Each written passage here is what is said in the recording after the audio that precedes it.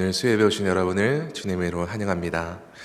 오늘 함께 저희가 봉독하고 나눌 말씀은 창세기 6장 5절부터 12절 말씀입니다. 창세기 6장 5절부터 12절 말씀입니다.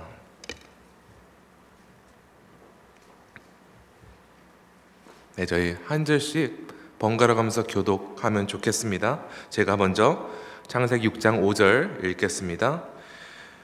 여호와께서 사람의 죄악이 세상에 가득함과 그의 마음으로 생각하는 모든 계획이 항상 악할 뿐임을 보시고 땅 위에 사람 지으셨음을 한탄하사 마음에 근심하시고 이르시되 내가 창조한 사람을 내가 지면에서 쓸어버리되 사람으로부터 가죽과 기는 것과 공중의 새까지 그러하리니 이는 내가 그것들을 지었음을 한탄하니라 하시니라. 그러나 노아는 여호와께 은혜를 입었더라.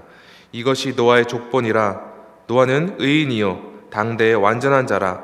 그는 하나님과 동행하였으며 세 아들을 낳았으니 셈과 함과 야벳이라.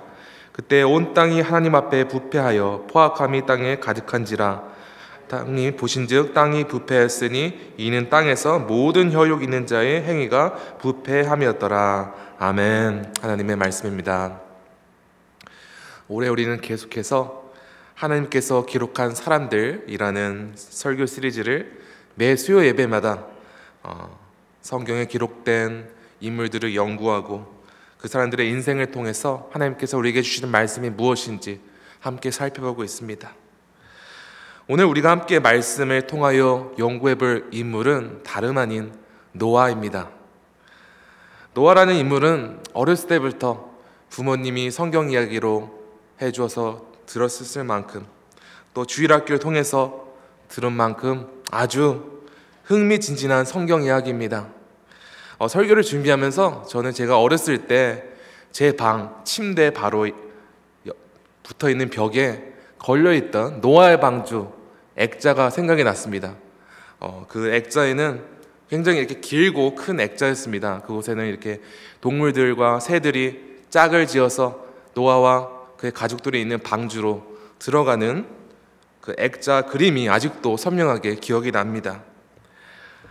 우리는 흔히 방주 안에 있어서 안전하게 큰 홍수로부터 생존하게 된 노아와 노아의 가족만 주목할 때가 많습니다. 하지만 우리 모두의 어릴 적 동심을 불어일으키는 노아의 방주 이야기는 이 배경은 인류 역사에 있어서 제일로 암울하고 절망스러운 시기였습니다. 특히나 노아의 시대는 하나님께서 인간을 창조한 것이 후회스럽다 말하실 정도로 인류의 죄악이 판을 치는 시대였습니다. 제가 오늘 본문을 아주 쉽게 이해할 수 있는, 기억할 수 있는 방법을 여러분에게 소개해드리도록 하겠습니다. 이 세 가지 핵심 단어만 기억하시면 오늘 말씀의 배경을 잘 이해하실 수 있습니다. 한번 저와 따라해 보시면 좋겠습니다. 첫 번째로 하나님께서 보셨습니다. 네.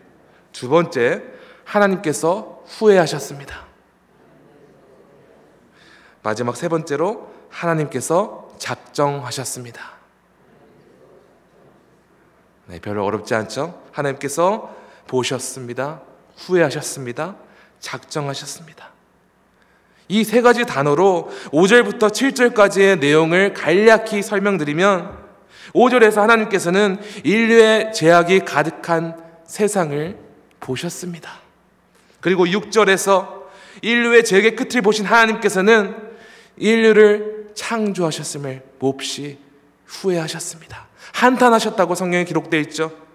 그리고 마지막으로 인류를 창조하셨음을 한탄하신 하나님께서는 7절에서 인류를 심판하시기로 작정하셨습니다. 그러므로 노아의 방주 사건은 하나님께서 보시고 후회하시고 작정하신 배경 속에서 일어난 사건입니다. 그런데 이 세 단어로만 오늘 말씀을 이해하려고 할 때 여러 가지 의문과 질문이 생길 수밖에 없습니다. 아무리 온 세상에 인류의 죄악이 가득함을 보셨더라도 어떻게 하나님께서는 인간을 창조하셨음을 후회하신다, 이렇게 말씀하실 수 있습니까? 또한 자신의 형상대로 창조하셨으며 그토록 사랑하신 인류를 어떻게 단 한순간에 심판하시기로 작정하실 수 있습니까? 시편 103편 8절에 기록된 바와 같이 긍휼이 많으시고 은혜로우시며 노하기를 더디하시고 인자하심이 풍부하신 하나님이시라면 어떻게 이와 같이 쉽게 인류를 포기하실 수 있으십니까? 혹시 성도 여러분 삶 속에서도 하나님께 대하여 이와 같은 의문과 질문을 품고 살아가지는 않으십니까? 하나님께서 정말로 나를 사랑하시고 독생자 예수님을 우리 죄를 위해 주셨다면, 그 정도로 우리를 사랑하신다면 도대체 왜 내 인생 가운데 감당하기 힘든 여러 문제들이 존재하는 것입니까? 하나님께서는 왜 이 문제를 단번에 해결해 주지 않으십니까? 정말로 하나님께서 매 순간 우리와 동행하신다면 왜 우리 인생 가운데 찾아오는 환난과 고통, 이 순간이 우리에게 찾아오는 것입니까? 왜 이 순간 가운데 하나님께서는 아무것도 안 하시고 침묵하시는 것 같으며 우리를 포기한 것 같이 보입니까? 그러나 성도 여러분, 오늘 본문 말씀을 근거로 하나님께서는 자신의 백성을 단 한 번도 포기하신 적이 없음을 우리는 확신할 수 있습니다. 하나님께서는 자신의 백성이 경험하는 여러 문제에 대하여 그저 관전하시는 분이 아니시며 자신의 백성 가운데 찾아오는 여러 환난과 고통에 대하여 무심하시며 아무것도 하시지 않는 분이 아니시라. 더욱 중요히 하나님께서는 자신의 형상대로 창조한 인류가 죄로 타락하여 죽음의 길로 걸어가는 것을 보시고 후회하시고 인류를 쉽게 포기하시는 분이 아니십니다. 오늘 창세기 6장 이 말씀을 통해서 하나님을 향한 이러한 잘못된 오해를 함께 풀어보고자 합니다. 저희 5절을 함께 봉독하겠습니다. 시작. 여호와께서 사람의 죄악이 세상에 가득함과 그의 마음으로 생각하는 모든 계획이 항상 악할 뿐임을 보시고, 조금 전에 말씀드린 것과 같이 이 5절의 핵심 단어는 보셨다 입니다. 5절 말씀은 하나님께서 보신 두 가지를 기록하고 있습니다. 첫 번째로 사람의 죄악이 세상에 가득함을 보셨다고 기록되었습니다. ESV 성경 번역에는 사람의 죄악이라는 단어를 wickedness of man, wickedness, 이 단어는 사악함이라는 의미를 가진 단어로서 단순히 죄를 행하는 것을 넘어서서, 행동을 넘어서서 죄가 사람 전체의 생활 방식이 된 것을 뜻하는 것입니다.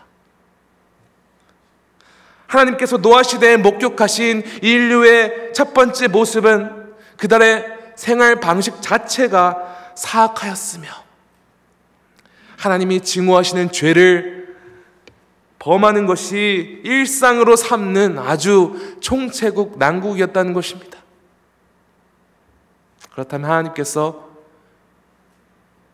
인간에게서 보신 두 번째 요소는 무엇입니까? 5절 후반부에 기록되었기를 그의 마음으로 생각하던 모든 계획이 항상 악할 뿐임을 보셨다고 기록되었습니다. 이 말씀에서 계획이라는 단어의 히브리 원어는 목적, 의도, 마음가짐, 영어로는 intention, purpose라는 단어로 해석할 수 있습니다. 이 단어의 의미대로 이 구절을 다시 해석하자면 하나님께서 보신 인류들은 그들의 모든 생각과 의도가 사악함으로 가득한 모습이었습니다. 여러분, 우리 인간은 우리 마음과 생각과 의도에 무엇을 품고 사느냐가 매우 중요한 존재입니다. 예를 들어서 어떤 사람이 돈을 너무 사랑한 나머지 의도와 마음과 생각 가운데 그 돈을 사랑하는 마음이 지배할 때에 그 순간 그 사람은 돈이 그 사람을 지배하며 돈의 노예가 되는 것입니다. 어떻게 하면 내가 조금이라도 이익을 남길 수 있을까? 어떻게 하면 더 돈을 모을 수 있을까? 어떻게 하면 더 부자가 될 수 있을까? 예수님께서도 우리가 하나님과 재물을 동시에 섬길 수 없다고 말씀하셨죠. 사람은 당장 그의 마음속에 지배하는 생각과 의도가 그 사람의 인생을 좌우하게 되어 있습니다. 하나님께서는 생각과 모든 의도 가운데 악한 뿐인 절망스러운 상태의 인류의 모습을 보신 것입니다.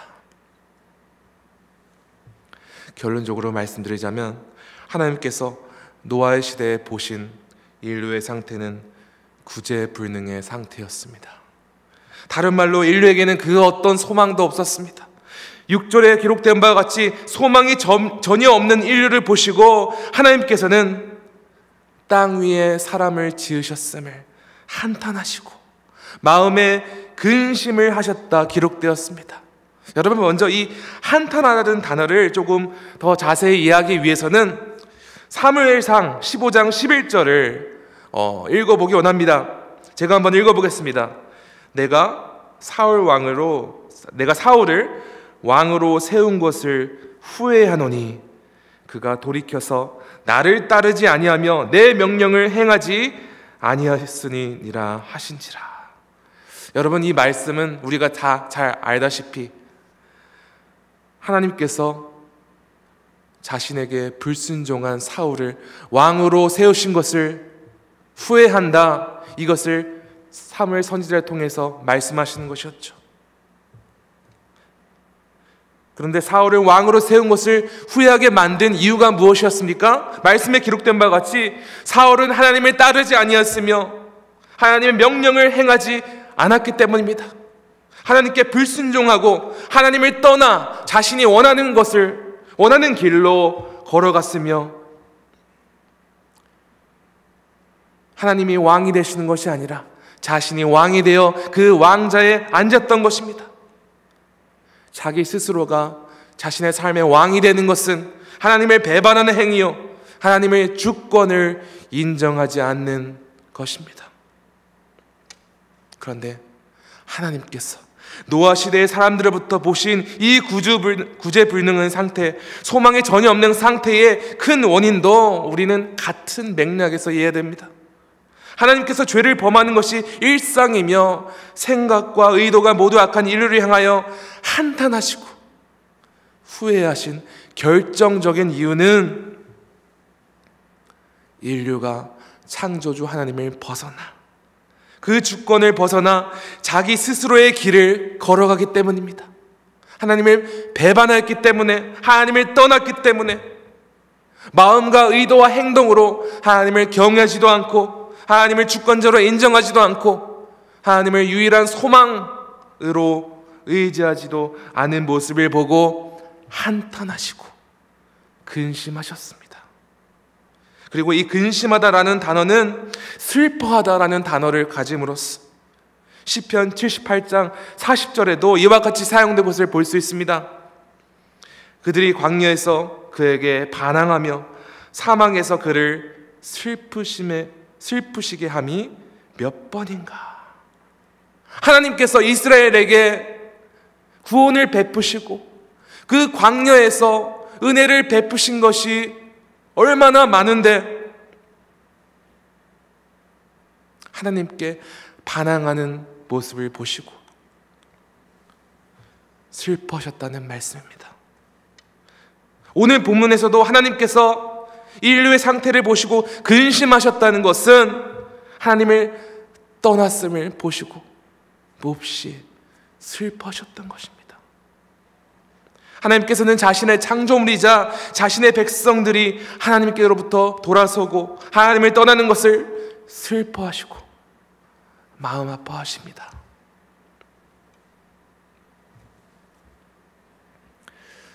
그런데 우리가 반드시 기억해야 되는 사실은 하나님께서는 우리 가운데 있는 죄악을 증오하시고 미워하시나 자신의 형상대로 창조하신 인류를 사랑하신다는 것입니다. 설교 저번에 제가 언급하였던 시편 103편에서 긍휼이 많으시고 은혜로우시며 노하기를 더디하시고 인자하심이 풍부하신 하나님에 대해서 찬양하고 있습니다. 시편 저자는 이러한 하나님의 속성을 증명하는 결정적인 근거에 대해 이렇게 찬양하고 있습니다. 조금 길지만은 제가 한번 시편 103편 9절부터 14절을 한번 읽어보겠습니다. 시편 103편 9절부터 14절입니다. 자주 경책하지 아니하시며 노를 영원히 품지 아니하시로다. 우리의 죄를 따라 우리를 처벌하지는 아니하시며 우리의 죄악을 따라 우리에게 그대로 갚지는 아니하셨으니 이는 하늘이 땅에서 높음 같이 그를 경외하는 자에게 그의 인자하심이 크심이로다. 아버지가 자식을 긍휼히 여김같이 여호와께서는 자기를 경외하시는 자를 긍휼히 여기시나니 이는 그가 우리의 체질을 아시며 우리가 단지 먼지뿐임을 기억하심이로다. 저는 이 시편 말씀을 읽으면서 너무나 큰 위로를 얻었습니다. 하나님께서는 우리가 범한 죄를 따라 우리를 심판하지 않으시며 그 죄악을 따라 우리에게 그대로 갚지 않는 이유에 대해서 그가 우리의 연약한 체질을 기억하심이라 말하고 계십니다. 우리의 연약한 상태, 우리의 연약한 죄악성을 아심으로 이는 하나님께서 생각과 의도와 행동 전체가 죄로 가득한 인류를 불쌍히 여기시며 긍휼히 여기신다는 말씀입니다. 여러분, 그런데 하나님께서는 이러한 인류를 그저 긍휼의 시선으로 보고만 계시지 않습니다. 방금 봉독한 시편 말씀처럼 하나님을 경외하는 자를 긍휼히 여기시며 그 하나님을 경외하는 자를 자신의 백성으로 품으십니다. 하나님께서는 결코 인류로부터 죄가 전혀 없으며 흠이 없는 완벽한 모습을 기대하시지 않습니다. 하나님께서는 인류 가운데 그 기대를 충족할 만한 의로움이 전혀 없음을 이미 다 알고 계시는 것입니다. 그러나 하나님께서는 자신의 죄성과 연약함을 인정하고 유일한 소망이신 하나님을 의지하고 경외하는 자를 품으시고 하나님 앞에서 겸손한 자를 은혜로 품으십니다. 그에게 은혜를 베푸십니다. 잠언 3장 34절입니다. 진실로 그는 거만한 자를 비웃으시며 겸손한 자에게 은혜를 베푸시나니. 하나님께서는 자신의 죄를 인정하지 않고 교만함으로 하나님의 주권을 인정하지 않고 자신만의 길을 걸어가는 자를 심판하십니다. 노아의 시대를 심판하시기로 작정하셨던 것처럼, 그러나 주권자 하나님 앞에서 겸손하며 거룩하시고 의로우신 하나님과 올바른 관계에 있고자 하는 사람에게는 반드시 은혜를 베푸십니다. 성도 여러분께서는 오직 하나님께서 우리를 의롭다 여길 수 있음을 믿으시니까? 우리는 지금까지 본문에서 하나님께서 보시고 후회하시고 작정하신 것들이 무엇인지 살펴보았습니다. 하나님께서는 죄를 범하는 것이 일상이며 머릿속부터 마음과 의도가 악한 뿐인 인류를, 즉 하나님으로부터 떠나며 하나님을 주권을 인정하지 않은 자들을 보시고 한탄하시고 슬퍼하셨습니다. 그리고 그런 그들을 심판하시기로 작정하셨습니다. 여러분, 그런데 오늘 본문은 여기서 끝이 나지 않습니다. 하나님을 주권을 인정하지 않고 타락의 길을 걸어감으로써 하나님께 심판을 받을 모든 사람들과 달리 여호와 하나님께 은혜를 입은 한 사람이 있었습니다. 8절을 저희 다 함께 봉독해 볼까요? 시작. 그러나 노아는 여호와께 은혜를 입었더라. 우리는 노아가 하나님께 은혜를 입었다는 의미가 무엇인지 자세히 연구해 보아야 합니다. 왜냐하면 노아가 하나님께 은혜를 입은 사실은 하나님께서 자신의 형상대로 지으신 인류를 절대 포기하지 않으시고 인류가 절망스러운 상태로 타락할지라도 끊임없이 인류에게 은혜를 베푸신다는, 포기하지 않으신다는 그 결정적인 증거로 해석할 수 있기 때문입니다. ESV 영어 번역본은 오늘 8절을 이와 같이 번역하고 있습니다. But Noah found favor in the eyes of the Lord. 영어 번역본에 등장하는 이 favor이라는 단어는 누군가에게 호의를 얻다라는 의미를 가지고 있습니다. 그러므로 이 전절과 이 구절들을 함께 연결시켜서 해석하면 당대 모든 사람들은 부패하였고 죄악으로 가득하였고 마음으로 생각하는 의도가 모두 악하였으나 노아만큼은 여호와 하나님 보시기에 합한 사람이었다, 의로운 사람이었다 하는 말씀입니다. 그런 의미에서 저는 새번역 성경 번역이 이 구절의 의미를 잘 나타내고 있다고 생각합니다. 제가 새번역 성경으로 8절을 한번 읽어보겠습니다. 그러나 노아만은 주님께 은혜를 입었다. 창세기 저자는 노아가 하나님께 은혜를 입을 만한 이유에 대한 자세한 근거를 이 전 말씀에 기록하고 있지는 않습니다. 다만 바로 다음 절에서 노아만큼은 하나님께 은혜를 입게 된 단서들을 기록하고 있습니다. 9절입니다. 이것이 노아의 족본이라. 노아는 의인이요 당대의 완전한 자라. 그는 하나님과 동행하였으며. 창세기 저자는 노아는 의인이며 당대의 완전한 자이며 하나님과 동행하는 자였다, 이렇게 기록하고 있죠. 여러분, 그런데 노아가 의인이며 완전한 자였다라는 말씀은 노아가 죄가 없었다 말하는 것이 결코 아닙니다. 오히려 창세기 저자는 노아만은 죄악된 길을 도모하고 하나님을 떠나 자신만의 악한 길을 걸어가는 동시대 사람들과 정반대의 길을 걸어갔다 말하고자 하는 것입니다. 우리가 분명히 기억해야 되는 사실은 이 세상에 그 어떤 인류도 완벽하고 의롭고 흠이 없으며 완전할 수는 없다는 사실입니다.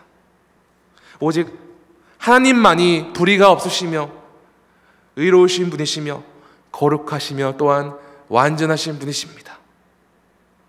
인류의 첫 조상인 아담의 죄로 모든 인류는 타락하게 되었고 하나님께서 본래 창조하신 온전한 모습과는 전혀 거리가 먼 존재가 되었습니다. 이러한 영적 현실에 의하면 노아도 하나님 앞에서 죄인이었으며 공의로우신 하나님의 기준에 인정을 받을 수 없는 존재였습니다. 그러나 우리는 9절에서 특별히 노아가 하나님과 동행하는 자였다, 이 말씀에 주목을 해야 됩니다. 여러분, 하나님과 동행한다는 것은 하나님과 같이 걸으며 하나님과 친밀한 교제를 나누며 하나님과 올바른 관계를 맺는 것을 의미합니다. 바로 여기서 우리는 왜 노아가 하나님 보시기에 합하였으며 의인이었으며 완전한 자였는지 알 수 있습니다. 동시대에 살아가는 사람들은 악한 생각과 계획으로 자신만의 길을 걸어가고 있을 때 노아만큼은 하나님을 주목하며 하나님과 바른 관계를 유지하는 데 힘썼다는 것입니다. 결론적으로 말씀드리자면 모두가 각자의 길을 걸어가고 있을 때 노아만큼은 하나님과 함께 동행하는 길을 걸어가고 있었다는 것입니다. 여러분, 하나님과 함께 동행하는 길을 걸어가는 것은 하나님을 주권자로 인정하며 모시는 것이며 모든 일에 하나님의 뜻에 순종하는 길을 걸어가는 것입니다.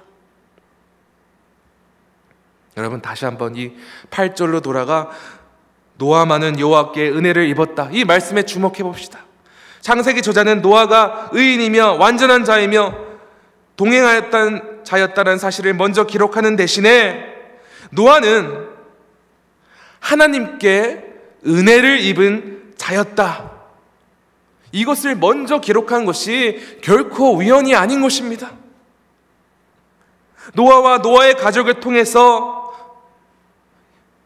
구원을 이루기 위해서 하나님은 전적인 은혜로 노아와 그의 가족을 선택하신 것입니다. 하나님께서 노아에게 먼저 은혜를 베푸셨기 때문에 노아가 하나님의 뜻에 믿음으로 순종하며 나아갈 수 있었던 것입니다. 하나님을 경외하고 하나님의 뜻을 우선시하는 노아였기 때문에 하나님께서 노아에게 은혜를 베푸셨다는 것입니다. 하나님께서 인류에게 바라시는 기준은 도덕적으로 죄가 없는 삶을 사는 것이 아닙니다. 그 누구도 죄가 없을 수 없습니다. 그러나 우리는 모든 죄를 해결해 주실 수 있는 하나님께로 나아가야 합니다. 행위로 구원을 받는 것이 아니라 오직 은혜로 우리의 모든 죄와 저주를 짊어지신 예수님을 믿고 구주로 모시고 영접하며 나아갈 때 우리는 노아와 같이 하나님의 은혜를 입은 자로서 살아갈 수 있습니다. 노아는 하나님께 그의 의로운 기준을 인정받아 그의 행동으로 그 의로운 기준을 인정받은 자가 아니었습니다. 하나님께 은혜를 입어 하나님께서 기뻐하시는 길을 걸어간 사람이었습니다. 여러분, 모든 인류는 하나님께 은혜를 입어야만 살 길이 열립니다. 절망적인 위기 상황 속에 있었지만 여호와께 은혜를 입어 살 길이 열린 대표적인 인물은 바로 요셉입니다. 요셉은 자신의 형들에게 배신을 당해 애굽으로 팔려가고, 그러나 하나님께서 그와 함께 하신 결과 보디발이라는 바로의 신하에게 신뢰를 받는 가정 총무가 되죠. 그런데 그는 자신에게 끊임없이 함께 동침할 것을 권유하는 보디발의 아내의 유혹을 뿌리치다가 억울하게 다시 감옥에 들어가게 됩니다. 너무나도 억울한 동시에 요셉에게는 미래가 아주 캄캄할 수밖에 없는 상황이었습니다. 그런데 창세기 저자는 39장 21절에서 이와 같이 기록하고 있습니다. 여호와께서 요셉과 함께 하시고 그에게 인자를 더하사 간수장에게 은혜를 받게 하시매. 여러분, 이 말씀에서 은혜를 받다라는 히브리 원어는 오늘 본문 8절에서 노아가 여호와께 은혜를 입었다라고 기록될 때 사용된 동일한 단어입니다. 인간적으로 보면 요셉이 하나님을 경외함으로 보디발의 아내를 범하는 그 유혹에 뿌리친 결과 그의 인생은 꼬여버린 것입니다. 그러나 모든 순간에 하나님을 의식하고 하나님을 경외한 요셉에게 하나님께서는 그가 은혜를 입게 하셨습니다. 그리고 우리가 잘 알다시피 하나님께 은혜를 입은 요셉만 산 것이 아니죠. 그에게만 살 길이 열린 것이 아니죠. 그 한 명으로 말미암아 이스라엘 전체가 흉년으로 굶어 죽을 위기로부터 구원을 받게 되었습니다. 하나님께서 자신을 경외하고 인정하고 의지함으로써 하나님과 동행하고자 하는 자에게 반드시 은혜를 베푸신다는 것입니다. 하나님께서 은혜를 베푸실 때 우리 인류 가운데 살 길이 열립니다. 비록 오늘 본문 이전에는 노아가 의인이요 당대의 완전한 자이며 하나님과 동행하였던 자임을 구체적으로 보여주는 말씀은 없지만은, 하나님께 은혜를 입은 노아가 어떻게 하나님을 경외하고 인정하고 하나님과 동행하였는지 이후 구절들이 기록하고 있습니다. 6장 22절입니다. 노아가 그와 같이 하여 하나님이 자기에게 명하신 대로 다 준행하였더라. 7장 5절도 이와 같이 기록되었습니다. 노아가 여호와께서 자기에게 명하신 대로 다 준행하였더라. 하나님께 은혜를 입은 노아는 하나님의 말씀대로 방주를 지었고, 하나님께서 명하신 말씀대로 자신의 가족들과 모든 동물들과 새들을 방주 안에 들어가게 했습니다. 모든 것을 명하신 대로 순종한 노아에 대하여 하나님은 이와 같이 말씀하십니다. 7장 1절입니다. 여호와께서 노아에게 이르시되 너와 내 온 집은 방주로 들어가라. 이 세대에서 내가 내 앞에 의로움을 내가 보았음이니라. 하나님은 자신의 말한 대로 순종한 노아에게서 의로움을 보았다고 인정하십니다. 그 의로움은 노아가 죄가 없고 흠이 없었다는 것이 아니라 주 여호와 하나님을 인정하고 하나님께서 명하신 대로 순종하며 나아갔다는 것이죠. 사랑하는 성도 여러분, 오늘 여러분께서는 우리의 유일한 구원자 되시며 소망이 되시며 우리에게 은혜를 베푸실 수 있는 하나님을 마음으로, 우리의 모든 생각으로 기억하며 그 진리를 붙들며 오직 하나님만을 바라보며 나아가고 계십니까? 하나님께서는 오직 우리가 하나님만을 주인으로 모시기를 원합니다. 우리 인생 가운데 그 어느 경쟁 상대도 두는 것을 기뻐하시지 않습니다. 말씀을 정리하기를 원합니다. 오늘 말씀 초반부에서는 하나님께서 인류의 죄악이 가득하심을 보시고 하나님을 배반하고 떠난 인류를 보시고 후회하시며 슬퍼하셨으며 하나님을 떠나 소망이 없게 된 인류를 심판하시기로 작정하신 그 말씀의 배경에 대해 나눴습니다. 그러나 노아만큼은 하나님께 은혜를 입었습니다. 히브리서 11장 7절은 하나님께서 의롭다 인정하신 노아의 믿음에 대해 이렇게 기록하고 있습니다. 믿음으로 노아는 아직 보이지 않는 일에 경고하심을 받아 경외함으로 방주를 준비하여 그 집을 구원하였으니 이로 말미암아 세상을 정죄하고 믿음을 따르는 의의 상속자가 되었느니라. 아멘. 히브리서 저자는 노아가 하나님께 구원을 받고 은혜를 입은 것은 오직 믿음으로 하나님의 말씀을 믿고 순종하였기 때문이라 기록하는 것입니다. 노아도 동시대 사람들과 마찬가지로 연약한 죄인이었지만 오직 믿음으로 하나님께 겸손히 나아가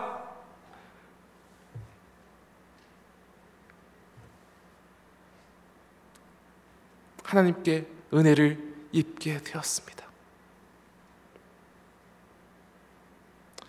사랑하는 성도 여러분, 우리 모두도 본래 우리의 죄악으로 말미암아 심판을 받아야 마땅한 존재임을 인정하십니까? 또한 노아와 같이 오직 믿음으로 하나님께 겸손히 나아가 은혜로 우리 가운데 베푸신 십자가의 진리를 믿음으로써 의의 상속자가 되었음을 믿으십니까?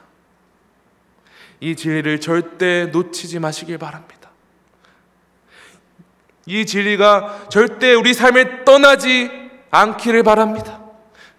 여러분의 마음과 생각과 모든 의도 가운데 우리의 유일한 소망이신 예수님만을 새기고 기억하고 늘 주와 동행함으로써 하나님께 영원토록 은혜를 입으시는 백성이 되시기를 간절히 축원합니다.